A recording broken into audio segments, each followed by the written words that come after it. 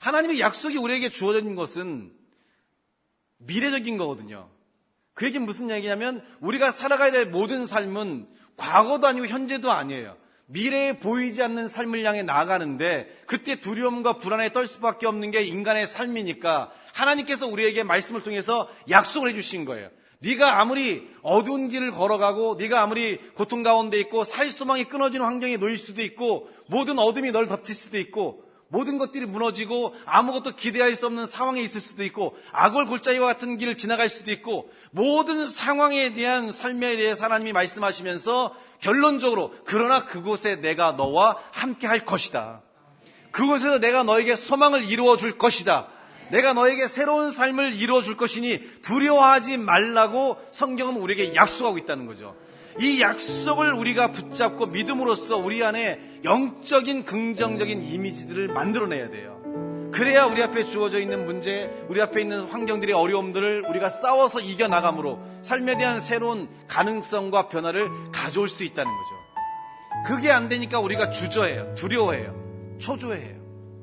근데 신앙을 통해 그 미래를 주관하시는 분이 하나님이고 그 하나님이 전능하심으로 나의 삶을 채워주신다는 믿음이 있다면 우리는 움켜잡는 자가 아니라 우리는 나누고 사랑하고 용서하고 베풀고 소망 가운데 서로가 기쁘며 아름답게 살 수 있는 삶의 능력과 역사들을 이룰 수 있는 자의 삶으로 새롭게 바뀔 수 있다는 거죠. 삶이 조금 더 자유로워질 수 있고 좀 더 변화와 역사를 일으킬 수 있는 삶의 능력들을 가질 수가 있다는 거예요.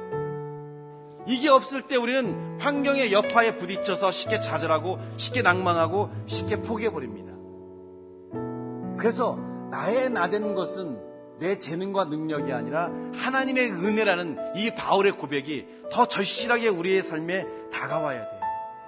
시간이 지나고 삶이 지날수록 우리가 할 수 있는 것이 부족하고 하나님의 도우심과 역사하심이 우리 안에 나타날 때 가능하다라는 이 믿음의 삶, 아브라함이 아니라 아브라함의 삶, 영적으로 다시 시작하는 인생에 대한 삶에 대한 가르침과 은혜가 우리 가운데 필요하다는 거예요.